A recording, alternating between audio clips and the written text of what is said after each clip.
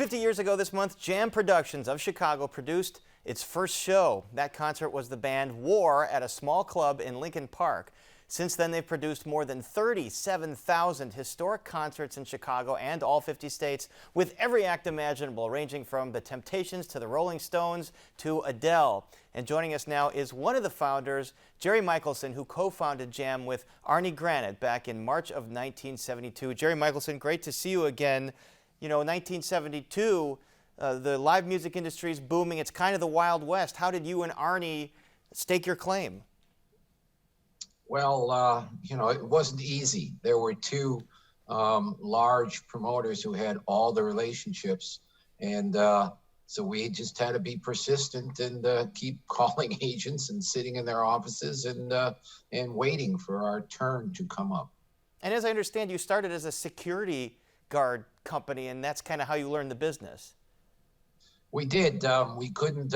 We weren't able to, get any shows in Chicago or produce any because no one would sell to us to the other two promoters. So we thought we'd learn the business by performing security services, and that security company still exists today. All right, we're going to look at some of classic gig posters from Jam's history over the last 50 years. You know, you're known for bringing shows to some underused, old, classic Chicago palaces like the Riviera and the Aragon. What was your philosophy on where to stage these shows? Well, we were always neighborhood centric, and there were some classic, beautiful theaters in those parts of town. And so we just jumped on the opportunity to work in these great venues that hadn't been used for concerts. So, we like to be the first to do something. We like to blaze trails. As I understand, you kind of used a farm system. So you tried to identify the artists that you felt were up and coming, start them at a small venue, and then graduate them to bigger venues. Tell us about that philosophy. So that was something that we created. No one was really doing it at the time. And the idea was to build the relationship with the band before anybody else by taking them in a club and working with them throughout their careers so that as they grew, as you helped them grow, they would then go from the small club to the theater to the arena and then at times to the stadium.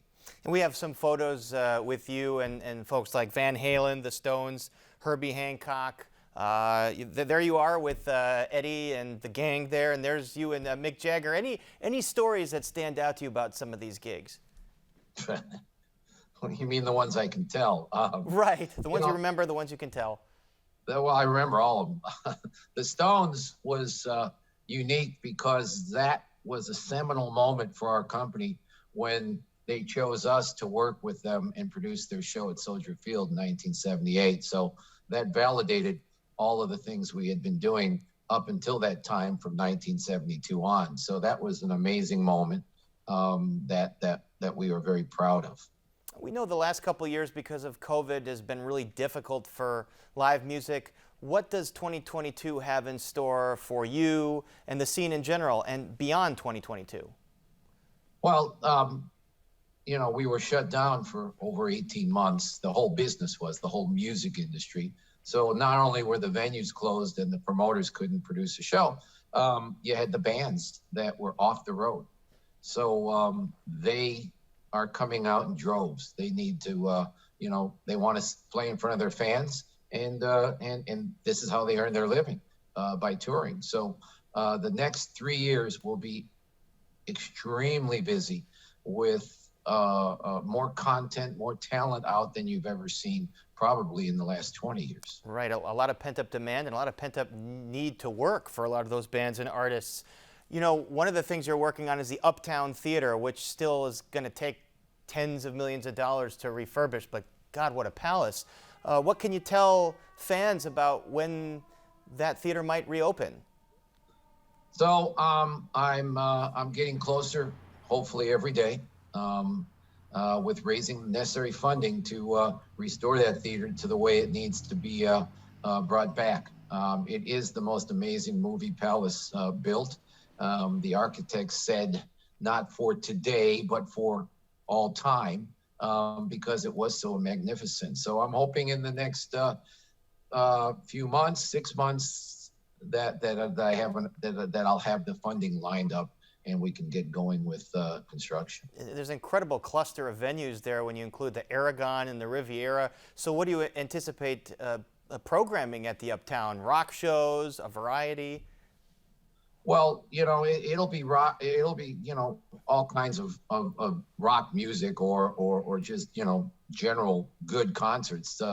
But don't forget that in 75 through 81, there were plenty of nights that we had the Riv and the Uptown and the Aragon going because we had the leases at all three of those. So we were busy on some nights with all three venues being open at the same time. That must have So been I think must have been amazing. As I understand, the last concert at the Uptown was the Jay Giles Band in something like 80 or 81. You mentioned when you started that there were two big promoters. It seems like the whole industry is consolidated in these giant corporations like Live Nation controlling everything. How are you able to continue to keep your piece of turf here, given the pressures in the industry?